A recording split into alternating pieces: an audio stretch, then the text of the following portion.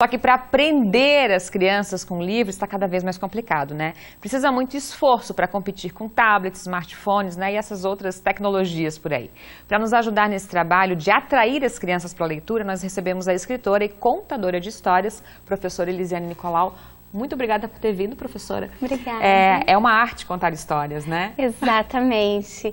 É maravilhoso poder encantar as crianças, né, para esse universo seguro e tranquilo da leitura.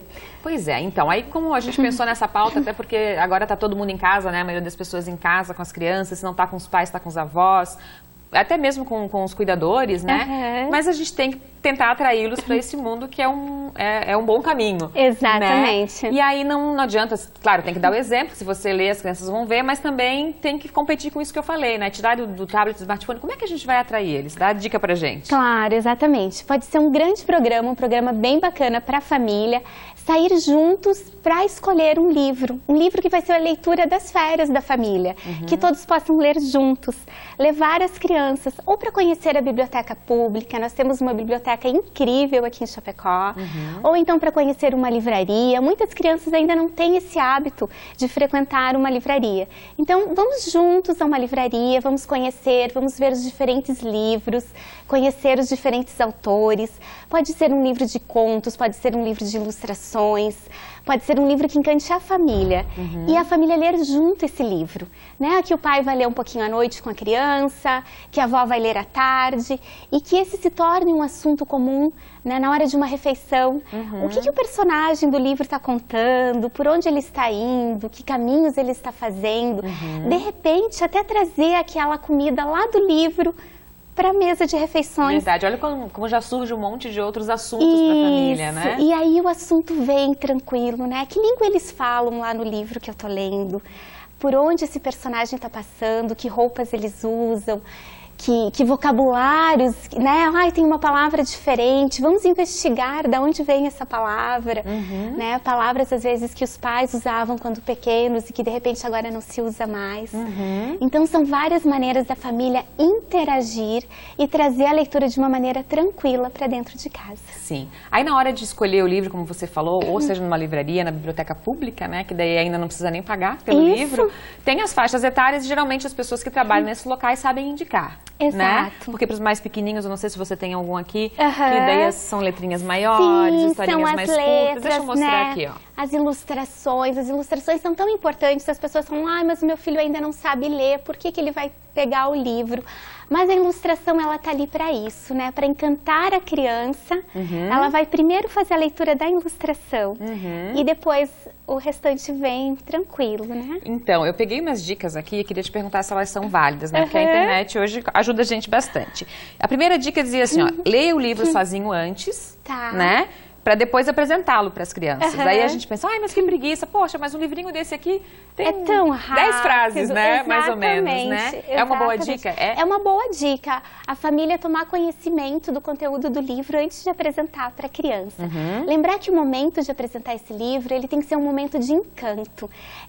Vai criar uma memória afetiva na criança esse momento, um olhar carinhoso, uma voz tranquila, que seja um momento de aconchego, que a criança vai levar para toda a vida. Né? Quando você fala em voz, tem uma outra dica aqui também que é, outras, né? Ensaie a contação da história em voz alta, né? Dê toques pessoais à história, faça vozes, né? É o momento de voltar à própria infância, de retornar ao momento de brincadeira. Não tenha receio, né? De brincar, de criar uma voz, de criar um personagem, de pegar um chapéu, de pegar um adereço e tornar aquilo criativo, interessante para a criança, né? São memórias que certamente nós temos lá uma avó, uma tia que fez parte da nossa infância, que contava histórias e como isso faz parte da nossa vida até hoje.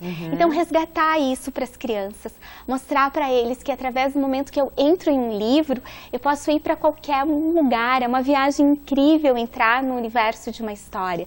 E a criança pode perceber isso e pode se encantar vendo a família participar disso. É porque, como eu te falei da voz, do tom da voz, ou de trazer adereços, né? Porque é uma coisa monótono não atrai criança, né? Não, por isso que eu até falei na questão, às vezes, do alimento, né? As crianças estão sempre conectadas com a questão do alimento, da alimentação. Então, se o personagem do livro vai lá comer um bolo, poxa, vamos fazer esse bolo juntos em família, vamos fazer como no livro, né? Vamos procurar os ingredientes que, de repente, estavam lá no livro.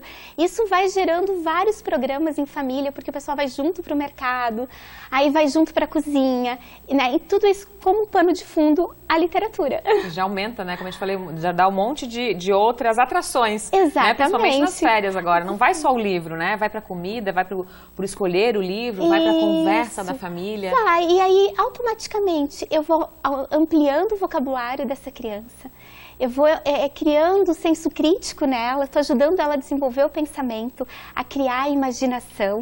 Essa criança vai poder se expressar melhor a partir do momento que ela vai tendo conhecimento dessas histórias. Essas histórias passam a fazer parte da vida dela e ela passa a se expressar melhor, né? Também, então isso tudo faz parte. Tem aquela dica também de para os maiorzinhos colocar como tarefa mesmo para as férias, né? Ler um livro, depois dividir com a família, né? Exatamente. Querendo ou não, férias, mas é criança, mas tem que ter algumas regras também, né? Ou então assim, a gente vai fazer uma viagem nessas férias para determinado lugar.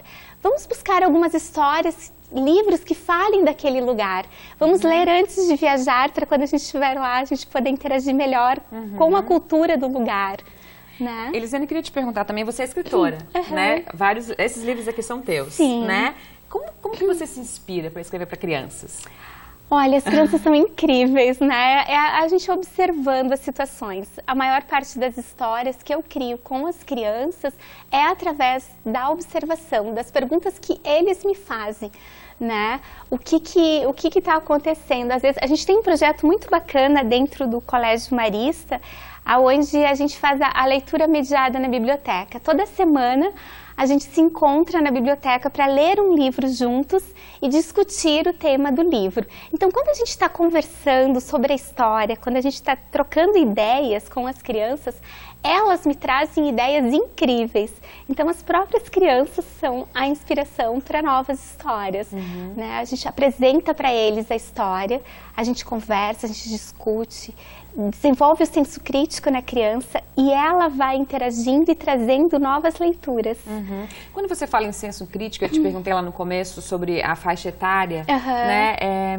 Como confiar, né? Porque eu já vi várias opiniões, assim, né? Tipo, esse livro é muito infantil, por exemplo, para quem está na pré-adolescência ali, ou esse livro é muito perigoso ainda, né? Muito adulto para quem está na pré-adolescência, né?